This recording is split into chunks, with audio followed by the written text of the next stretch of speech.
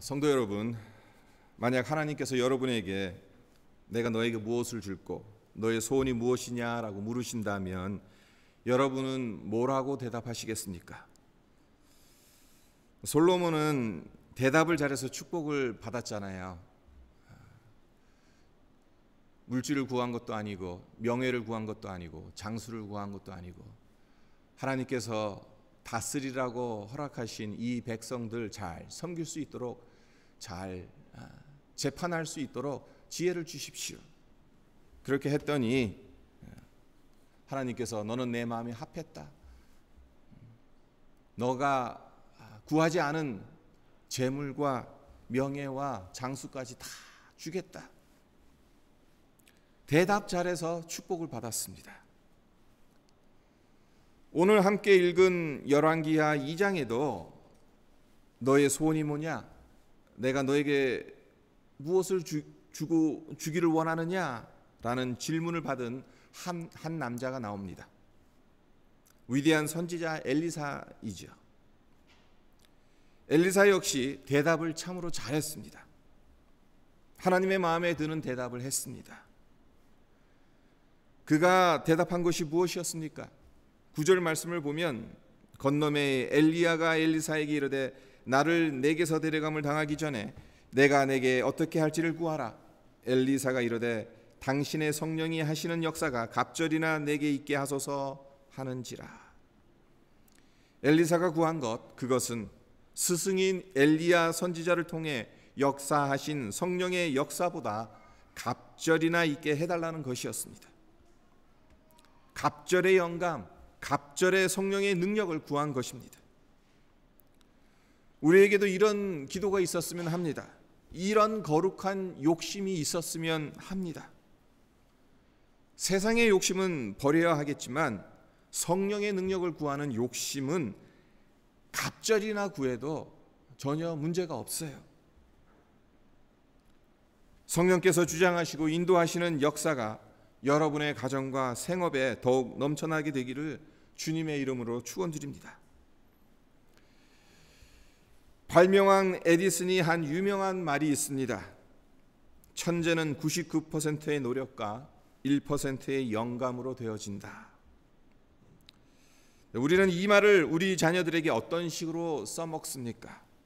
노력해라, 열심히 공부해라 이렇게 말하고 싶을 때 이 말을 써먹지 않습니까? 하지만 에디슨이 이 말을 한 것은 그런 의도로 한 것이 아닙니다. 에디슨이 강조하고 싶었던 것은 99%의 노력이 중요하기는 하지만 1%의 영감이 더 중요하다는 겁니다. 아무리 사람이 열심히 99% 노력해도 그것만으로는 부족하다는 겁니다. 인간의 힘과 노력으로만으로는 채워질 수 없는 하늘의 도움이 필요하다는 겁니다. 우리의 신앙생활 역시 그렇지 않습니까? 성령님이 주시는 영감이 있어야 지금까지 해왔던 99%의 내 노력과 열심이 의미가 있게 되는 것입니다. 성령의 역사, 성령의 감동을 갑절이라 주시기를 구하는 기도가 우리에겐 너무나도 필요하다는 것입니다. 왜 열심히 사는데도 어렵고 힘듭니까? 혹여 내 노력, 내 힘만 의지했을 뿐이지 성령님을 의지하지 않았기 때문은 아닌가? 다시 한번 여러분들을 축복합니다. 여러분의 삶에 성령의 역사가 충만하게 임하기를 기원합니다. 성도 여러분, 엘리야 선지자가 제자인 엘리사에게 마지막으로 구하는 것이 뭐냐라고 물었을 때 엘리사는 다른 것을 구하지 않았습니다. 재물을 구하지 않았습니다. 명예와 인기 구하지 않았습니다. 성공을 구하지 않았습니다. 무엇을 구했습니까? 엘리야를 통해 역사하신 성령의 능력이 자기에게 갑절로 임하기를 구했습니다. 엘리야가 누굽니까?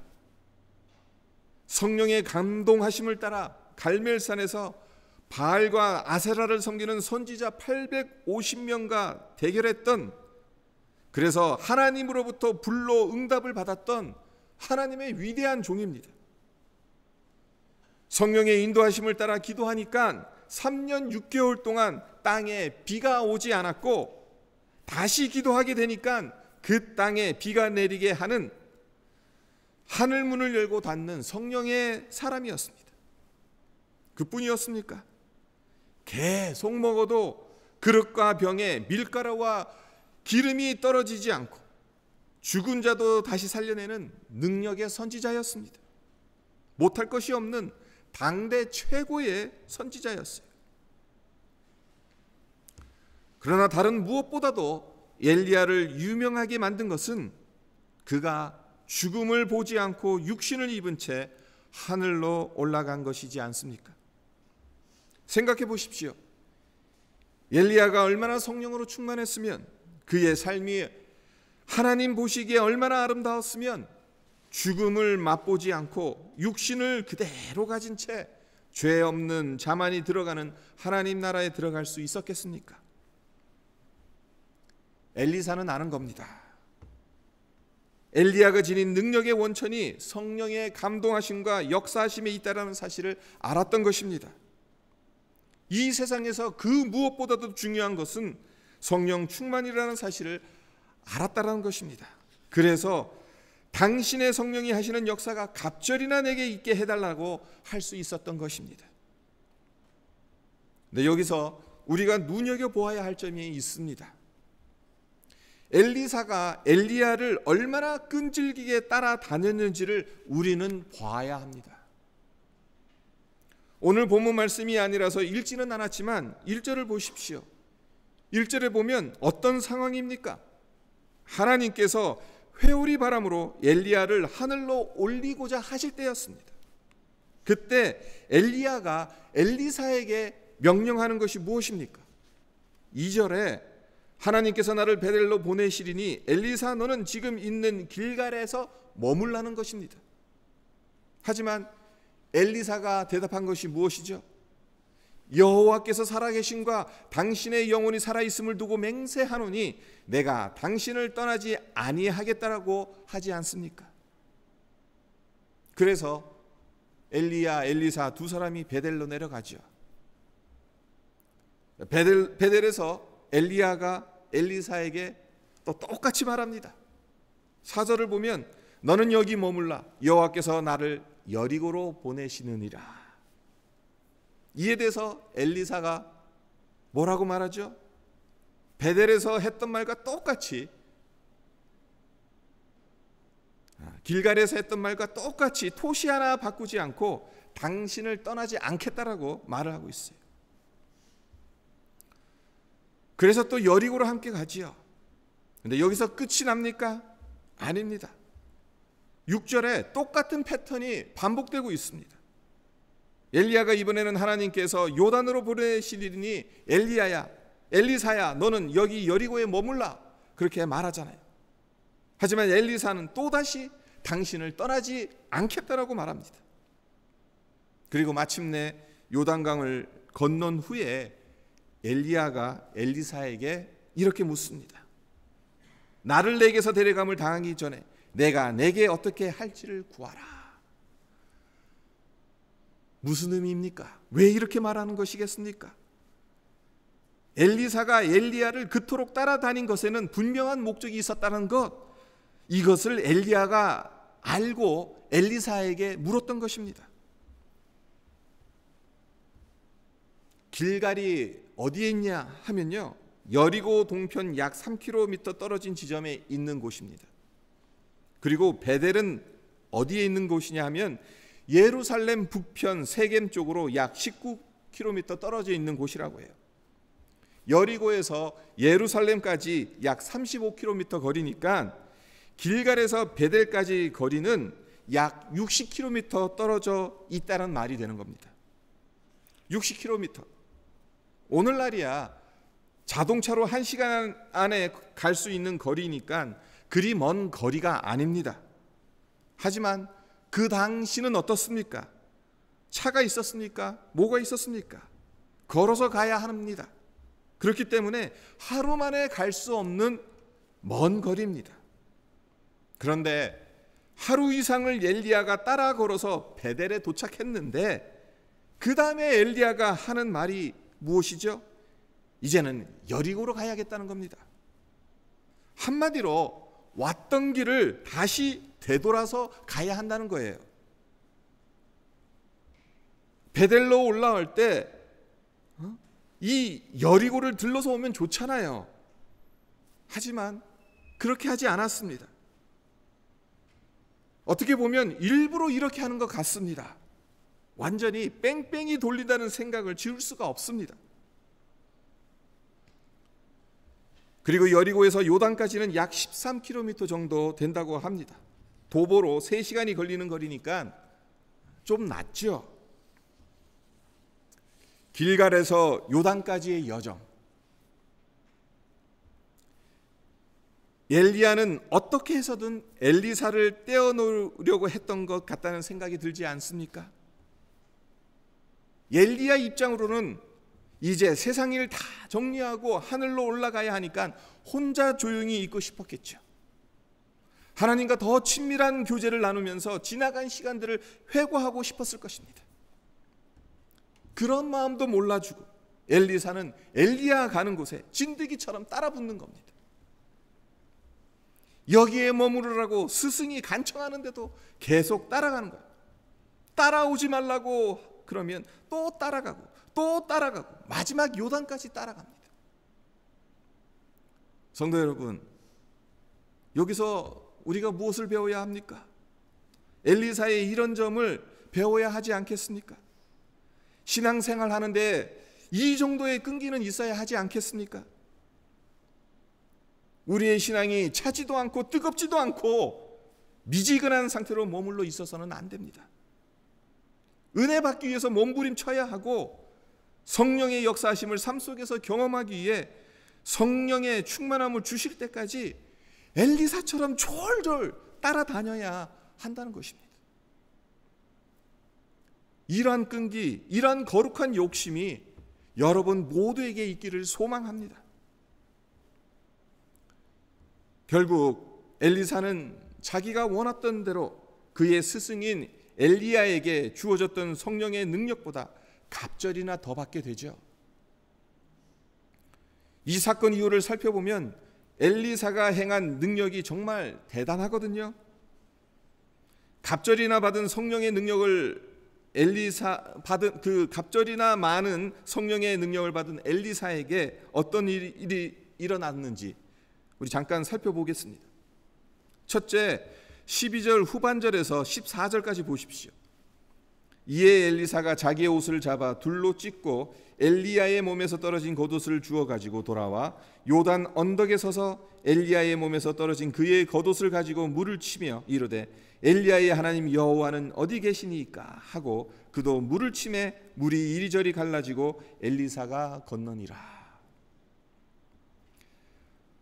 성령의 능력을 갑절로 받은 엘리사에게 제일 먼저 일어난 일이 무엇이었습니까? 건너갔던 요단강, 그 강을 다시 엘리야가 했던 그대로의 방식으로 해서 돌아왔던 거죠. 8절에서 엘리야가 그러했던 것처럼 겉옷으로 물을 쳤더니 그의 앞을 가로막고 있던 요단강이 갈라졌습니다. 성령께 온전히 다스림을 받는 자들에겐 그 어떤 것도 장애물이 될 수 없다는 것을 우리에게 말해주는 메시지지 않겠습니까? 성령께서 함께 하심으로 주어지는 능력은 어떤 장애물도 뛰어넘을 수 있다는 것을 보여주는 것 아니겠습니까? 성도 여러분, 여러분 앞에 어떤 장애물이 있습니까? 어떤 골칫거리가 있습니까? 성령 충만을 구하십시오. 성령께 온전히 다스림을 받으십시오. 그러면 그 장애물들이 여러분 삶에 더 이상 장애물이 아닌 오히려 디딤돌이 되는 역사가 일어나게 될 줄 믿습니다. 둘째로 엘리사가 성령의 능력을 갑절로 받았더니 어떤 일들이 일어나는지 19절에서 21절을 보십시오. 그 성읍 사람들이 엘리사에게 말하되 우리 주인께서 보시는 바와 같이 이 성읍의 위치는 좋으나 물이 나쁨으로 토산이 익지 못하고 떨어지나이다. 엘리사가 이르되 새 그릇에 소금을 담아 내게로 가져오라 하매 곧 가져온지라. 엘리사가 물 근원으로 나아가서 소금을 그 가운데 던지며 이르되 여호와의 말씀이 내가 이 물을 고쳤으니 이로부터 다시는 죽음이나 열매 맺지 못함이 없을지니라 하셨느니라 하니 그 물이 엘리사가 한 말과 같이 고쳐져서 오늘에 이르렀더라. 여리고 성 안에 식물이 열매를 맺을 수도 없고 사람이 마실 수도 없는 쓴물이 있었다는 겁니다. 그러나 엘리사가 성령의 인도하심에 따라 물 근원으로 가서 소금을 뿌렸더니 어떻게 되었다고요? 쓴물이 단물로 변했습니다. 죽은 물이 생명의 물로 바뀌었습니다. 이와 같은 일이 오늘날에도 영적으로 얼마든지 일어날 수 있습니다. 성령의 역사가 있는 사람을 통해서 쓴물의 인생이 단물의 인생으로 바뀌어집니다. 고침을 받고 회복되는 역사가 일어납니다. 우리가 성령 충만하면 기울었던 사업도 다시 살아날 수 있게 되는 것이고 희망 없는 가정도 다시 살아날 수 있다는 것입니다. 교회 역시 부흥할 수 있다는 것입니다. 뭐가 문제입니까? 뭐가 중요합니까? 내가 성령 충만하냐 그렇지 않냐? 문제는 이것입니다. 성령 충만하면 그 앞에 그 어떤 것도 장애물이 될 수 없습니다. 가는 곳마다 살아나는 역사가 일어나게 될 것입니다. 이와 반대로 성령 충만하지 못하면 어떻게 됩니까? 15절에서 18절을 다시 한번 보세요. 맞은편 여리고에 있는 선지자의 제자들이 그를 보며 말하기를 엘리야의 성령이 하시는 역사가 엘리사 위에 머물렀다 하고 가서 그에게로 나아가 땅에 엎드려 그에게 경배하고 그에게 이르되 당신의 종들에게 용감한 사람 50명이 있으니 청하건대 그들이 가서 당신의 주인을 찾게 하소서. 염려하건대 여호와의 성령이 그를 들고 가다가 어느 산에나 어느 골짜기에 던지셨을까 하나이다 하니라. 엘리사가 이르되 보내지 말라 하나 무리가 그로 부끄러워하도록 강청하매 보내라 한지라.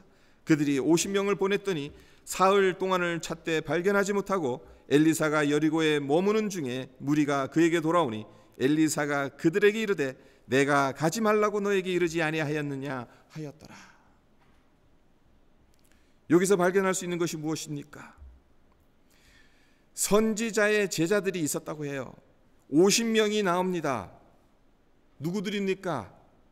선지자 학교에서 엘리야 밑에서 함께 사사를 받았던 선지자 생도들이었습니다. 엘리사와 똑같이 엘리야를 스승으로 모시고 있었던 사람들입니다.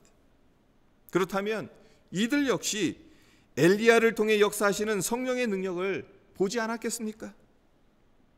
하지만 이들은 엘리사와 달리 성령의 능력을 구하지 않았다는 겁니다. 성령의 능력이 얼마나 중요한지를 아예 몰랐다는 것입니다. 자, 보십시오. 선지자 생도들 엘리야가 승천하는 모습을 현장에서 목격했습니다. 회오리 바람으로 엘리야가 하늘로 올려지는 것을 봤어요. 하지만 이들이 어떻게 반응을 합니까? 하나님께서 엘리야를 하나님 나라로 데리고 가셨다라고 생각한 것이 아니라 회오리 바람에 휩쓸려 날아가 버렸으니까 그 시신이 어느 산이나 골짜기에 있을지 모른다. 그러니까 가서 찾아야 한다. 지금 이것을 말하고 있잖아요. 그래서 엘리사가 만류하고 있음에도 불구하고 엘리사로 부끄러워하도록 강청했다고 하죠. 얼마나 강청했으면 만류하는 엘리사를 부끄러워할 정도로 만들었겠습니까? 그리고 스승 엘리야의 시신을 찾겠다고 이 산 저 산 다니면서 3일 동안 찾아 헤맵니다. 하지만 저들이 엘리야의 시신을 찾았습니까? 당연히 못 찾죠. 하늘로 올라간 엘리야 땅에서 어떻게 찾을 수 있겠습니까? 자기 딴에는 해야 할 일을 최선을 다해서 했습니다. 하지만 결국 힘만 빼고 고생만 했지 헛수고만 한 것입니다. 그렇습니다. 성령 충만하지 못하면, 성령의 감동을 받지 못하면 우리 역시 이렇게 될 수밖에 없습니다. 애를 씁니다. 수고하고 노력을 합니다. 하지만 그 결과는 헛수고로 돌아갈 수 있다는 것입니다. 힘은 힘대로 빠지고, 시간은 시간대로 허비하고, 돈은 돈대로 들고, 건강은 건강대로 잃어버리고, 그런데 얻은 결과는 아무것도 없다면 이보다 더 허망한 것이 어디 있겠습니까? 바라기는 여러분의 삶은 성령의 감동을 받지 못함으로 이런 헛수고를 경험하지 않았으면 합니다. 우리에게 필요한 것은 가정과 사업 그리고 학업에 성령의 역사하심이 충만하게 임하기를 위해서 기도하는 것입니다.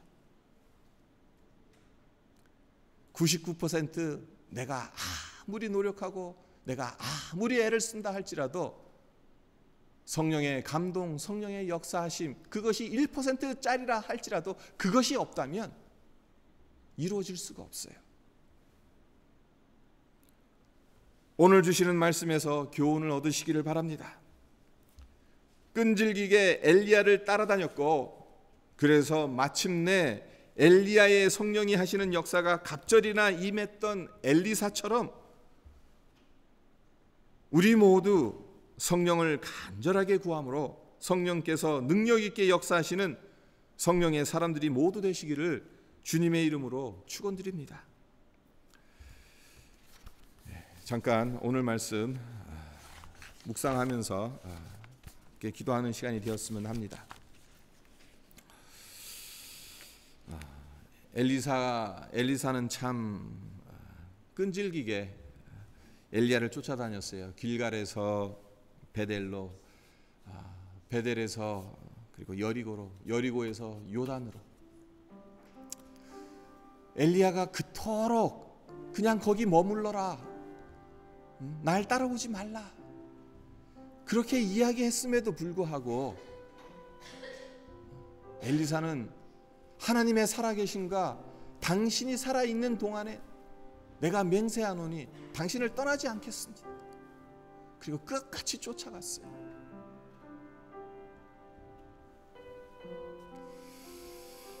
이러한 끈질긴, 이러한 거룩한 욕심, 이것이 있었기 때문에 엘리야가 그렇게 이야기하잖아요. 엘리사가 그렇게 구했더니 당신을 통해서 역사하시는 성령의 그 역사하심, 그거 갑절로 받기를 원한다. 그랬더니 엘리야가 뭐라고 합니까? 그건 너무나도 어려운 거다. 내가 어떻게 해줄 수가 없는 거다. 그런데 그렇게 어려운 것인데 하나님이 들어주시잖아요.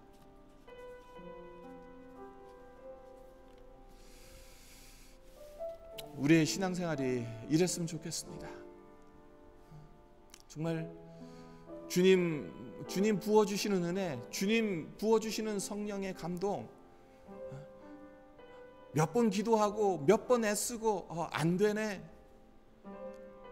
안 주시네, 그게 아니라 정말 주실 때까지 어떻게 보면 미련할 정도로 끈질기게 좀 하나님 앞에 구했으면 좋겠어요. 우리가 무엇보다도 구해야 할 것은 성령님입니다. 성령님이 우리 안에 계셔야, 성령님께서 우리를 주장하셔야 우리가 하는 것들, 그것이 헛수고가 되지 않을 것입니다. 우리 안에 있는 문제들, 우리가 해결하지 못하는 것들, 과연 내 힘으로 하진 않았는지, 내 노력으로만 그것을 해결하고 하지는 않았는지 우리가 깊이 생각해 보면서 성령의 음성을 듣고 성령의 역사하심을 구하는 시간이 되었으면 합니다. 우리 함께 기도하도록 하겠습니다. 기도드리겠습니다.